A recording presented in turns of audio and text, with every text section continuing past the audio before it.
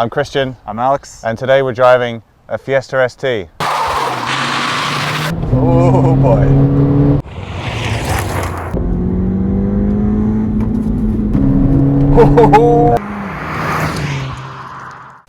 So, another Ford. This is the second one we've driven so far. I drive a Ford right now. And yeah, I like the company. They're like the everyman's company. They make trucks in this continent more than anything. In Europe, where I'm from, they make a lot of cars. They make a lot of really good cars, and everyone trusts them as a brand. I mean, growing up, I always thought they were British because they were such an institution in the country. And now we're driving another everyman's car, a Ford Fiesta ST. So I actually really like the look of this car. The little sporty trims they've done to it have turned what is normally a fairly dull car into something that's kind of cool. Red calipers, love to see it. We've got a little side skirt here as well, just to give you a little sporty feel. And the spoiler, kind of a nod back to the old, the rally days of Ford. Like I remember the Sierra Cosworth.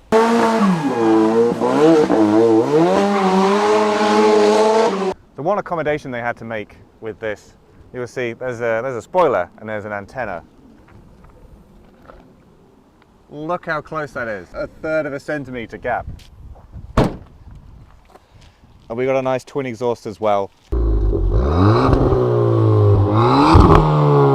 That whole rear part of the car just looks fantastic. It is a handsome car, I got to give it to them. And in white, I think this looks really good.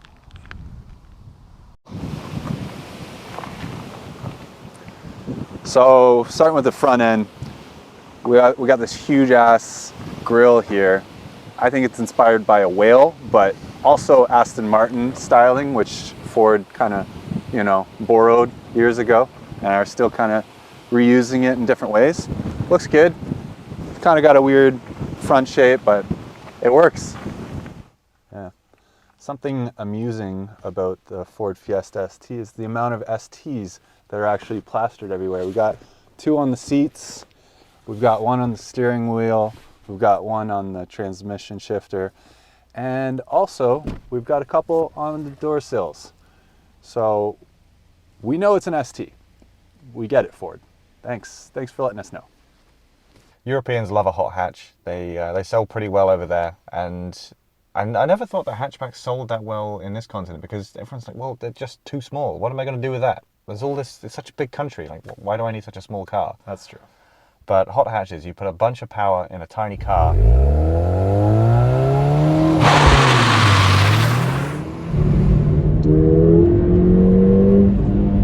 You're in for a good time. You're going to have a lot of fun. That's what we hope to show you today. Just how much fun you can have in a little car like this, and you shouldn't really overlook it.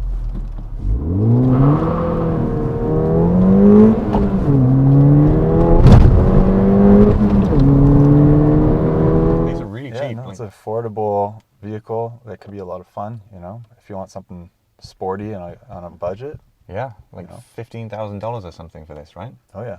Yeah, $15,000, 197 brake horsepower, 202 pound-feet of torque, manual, 6-speed transmission. Let's see what that can do, man. Let's get this thing on the road.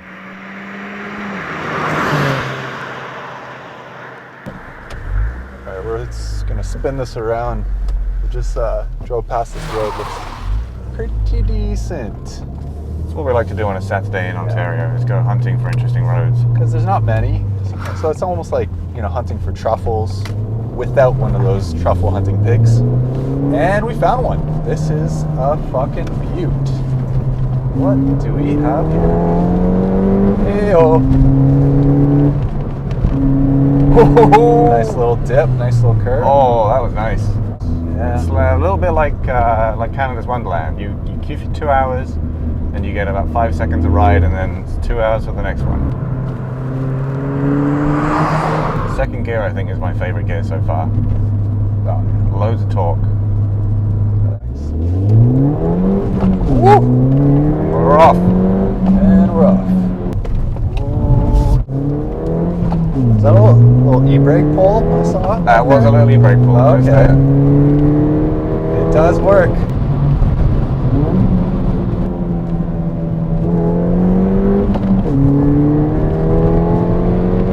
This is what I really love about little cars, or cars that aren't like super powerful. Like the Porsche we drove, it had what, 400 brake horsepower, and we were giving it everything, and It was fast. it was fast, but it wasn't breaking a sweat. No. And to me, driving at the limit of what a car can do is where it's most fun. Yeah, this car's limit is a lot lower, so Yeah. we can get there pretty quickly. You can get there without losing a license. It's basically in second and third gear. That's where all the fun is. You know, fourth and fifth, like, who cares? Bucket seats, man.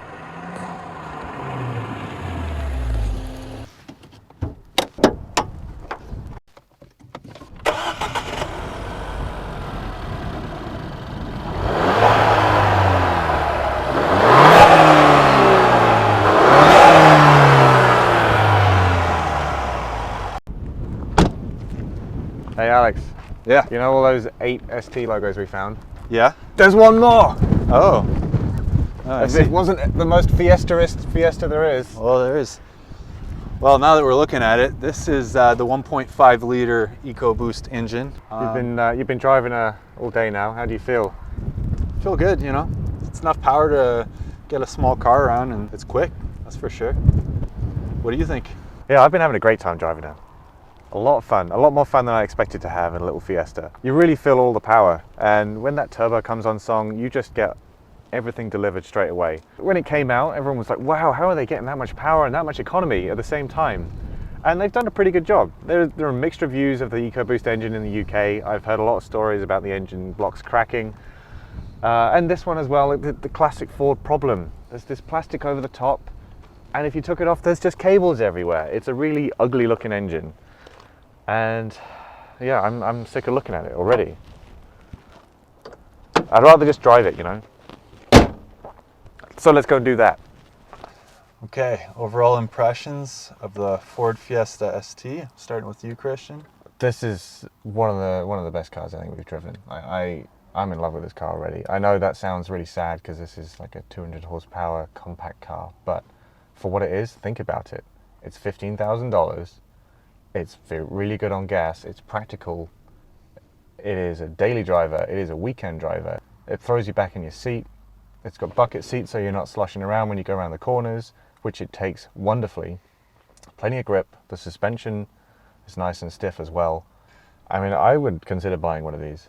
I'd say this is definitely a daily driver, but it can also be a weekend warrior. It's amazing, like, to just cruise around, and the manual transmission is so smooth.